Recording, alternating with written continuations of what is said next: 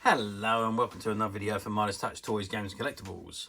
And today we are looking at something that's very old and now incredibly rare and hard to find. We are looking at an original 1973 Top of the Pops board game, which was released by Palitoy Parker Games Division. Obviously Palitoy packed up, Parker went on to become Parker Games and produce a lot of other games. But at this particular time, Parker was all part of Palitoy, and they produced a variety of different toys and games. And this particular game is all based on that amazing television series, Top of the Pops, which ran for years and years and years. In fact, it was the longest running weekly television music television program. It started in 1964 and it ran right through until July 2006 before it was axed, and I think it was axed due to a drop in the ratings, or let's say felt that the TV series had served its purpose and was pretty much the music industry was going through a massive change, and they decided it was time to end the program. I think they still occasionally do a Christmas one where they show you hit singles that have been throughout the year. So I think they still do the one-off every now and again. But overall, the TV series ended in 2006. Okay, so I've diversed again. This is the box in front of us, and it says Top of the Pops game. Will you make it to number one? Will you sell 1 million? It's a smash hit game of groups, DJs and golden discs, complete with unique disc spinner and top 10 chart for 2 to 4 players. And there you can see a rocker rocking with his guitar, and on the bottom right hand corner it says Palitoy Parker Games Division, and you've got 2 stars at the very top of the box. Okay, that's the front of the box. I'm just going to turn the box around and see if there isn't. No, as usual, I will very quickly show you there's nothing on the side of the back of the box. Back in the day, they just didn't print anything on the back of the box. But they did print them on the side, so let's just zoom out a little bit so we can see everything on here. So it's got Top of the Pops, complete with unique disc spinner and top 10 chart, recording contract, record release, radio plug, top 10 chart, and Palitoy Parker Games Division for 2 to 4 players. And if we turn the box to the end, again, I'll just zoom out a little bit again so you can see everything. And again, it says Top of the Pops, a swinging scene for all pop fans from 8 to 80. And it says Parker Games Division, Palitoy Limited, Colville, Leicester, England. And it's Palitoy Parker Games Division, catalogue number 31254. Okay, that is the other sides are the same, I think, both the same, and the ends are the same, so there's no point reading them again. Okay, that's the box. So what we're going to do now I've knocked it all back, we are going to open the box and have a look at the contents. Okay, so I've opened the box and this is what we've got inside. Now, it doesn't appear that this game has had very much use at all, if any. So we've got the turntable, which has got the turnable disc, the top 10 chart, and you've got all your record sales, your gold and your silver discs, and there's a load of cards there, which no doubt will be used in the game. So let's open it up and see what the game says. So it says contents: playing board spinner, top 10 chart, recording contract cards, record release cards, chart news cards, sales cards, various denominations, pop act tabs, plus extra blanks for your own groups, silver disc, gold disc, radio plug cards. Okay, it says the object of the game to be the most successful manager by achieving 1 million record sales from your 4 pop acts and thereby winning the gold disc. The number of acts you get into the charts and how high they reach will establish your sales levels. And it's a game for 2 to 4 players. Setting out the game, sort the sales cards into their various denominations from 5,000 to 100,000 and set them out near the board. Do the same with recording contract cards, record release cards, chart news cards, radio plug cards, top 10 charts, silver disc and gold disc. Each player receives your pop act tabs of the same colour. Blank tabs are provided for any player who wishes to invent his own group. Method of play. Each player must get for each of their acts both a recording contract card and a record release card before he starts collecting sales cards. These can be applied to any of the acts providing it has a contract card with a release card. Starting the game, each player spins a disc and the first to land a recording contract sets the game in motion. He may play the contracts on any one of his 4 acts. The play then continues in a clockwise direction, each player spinning the disc and following the instructions on the square indicated when the disc stops. The squares around the disc. Recording contract. Pick up a contract card from the pile and place it on any of your acts. Record release. Pick up a record release from a pile and place it on top of a recording contract. If no contract has been collected, the release card cannot be picked up. Oh, interesting. So you've got 15,000, 10,000 and 5,000. These are sales card values and the indicated amount is collected from the sales bank and placed on top of the contract and release cards. If more than one act has both contract and release cards, the sales collected on any one turn may be placed on one act only at the player's discretion. None of it is advisable to concentrate on collecting sales for one act at a time so that it enters the top 10 in as high a position as possible.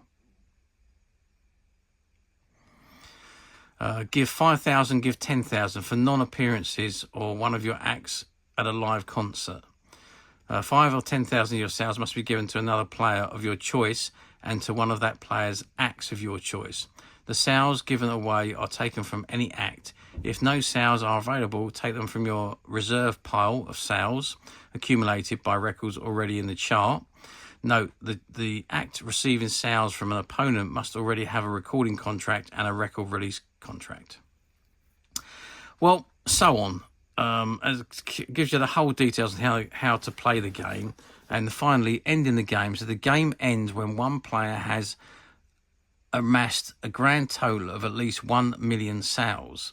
The winner should have in his possession 3 silver discs and at least 250,000 in sales cards. If 2 players pass the 1 million mark on the same chart entry turn, the higher total wins. The winner, of course, receives the converted gold disc.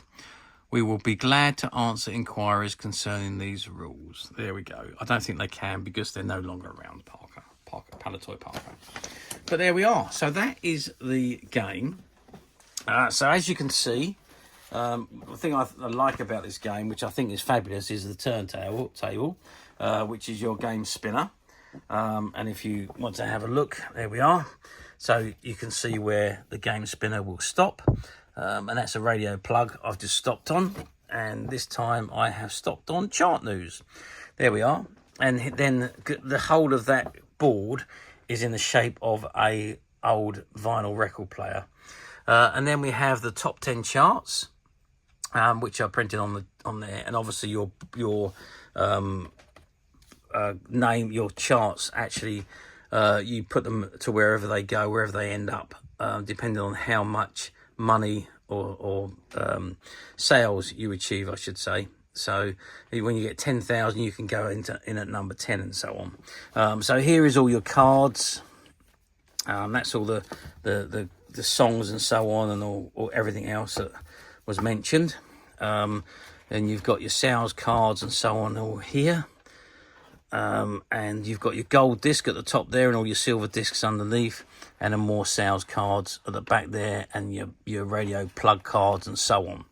So all of those are in the box there. So yeah, I mean, it's a very, very good concept of a game, of a board game, which obviously hasn't been around for all. I think they did do an updated version of this game sometime later, maybe in the 2000s or 2010s.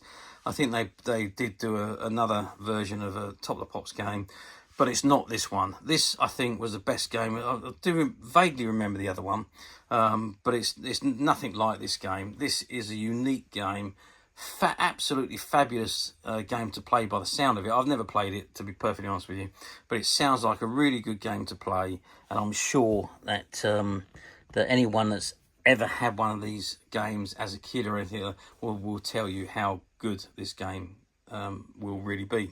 I think it's a fantastic concept. Anyway, that's my opinion. How well did these games do back in the day? Well, yeah, I mean, Top of the Pops was a massive, massive program, right from the 1960s right through to, as I said, to 2006 when it finally came off air. But it was a massive, massive program. We were kids. We had Top of the Pops on every Thursday night without fail.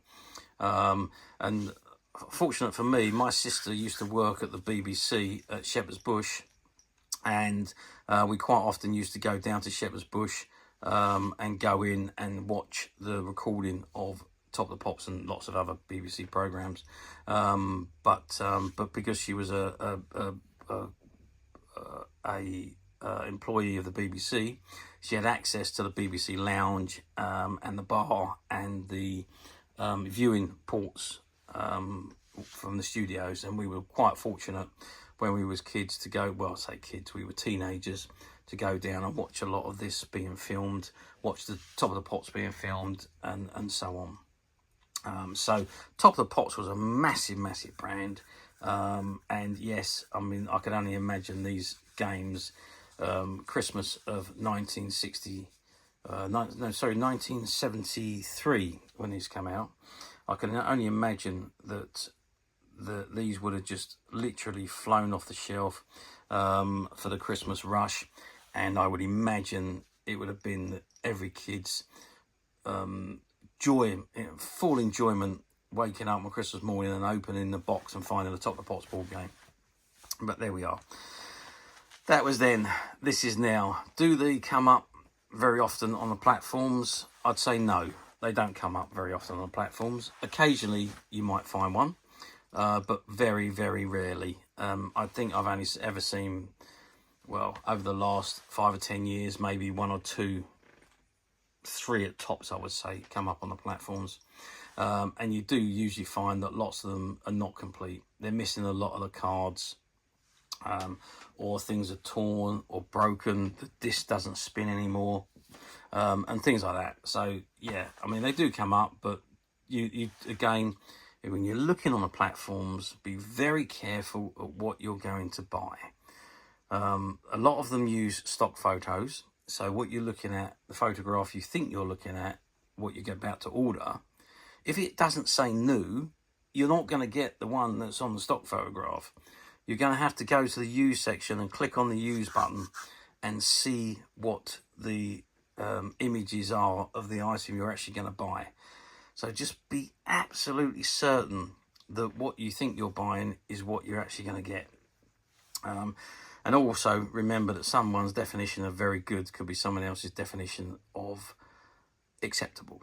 So there's a big error there for disappointment. So just be very careful and have a good look at what you're going to order, and read the description carefully before you actually order. Or alternatively, we at Midas Touch have managed to find a few of these games, and they are, as you can see, in absolutely superb condition. And all the games we got, Top of the Pops games we got, look like they've had practically no use or hardly any use at all, just as this particular game is. And this game is available to purchase on the Midas Touch website, which you can get to quite simply by clicking the link below. It will take you straight to the website where you'll be able to find this and many other vintage board games and many other vintage toys, games and collectibles. Come to that. There's over 10,000 products currently available on the website for you to view and purchase at your leisure. And don't forget to hit the subscribe button, because we're uploading videos for every new item that goes into the website. There will be something for everybody.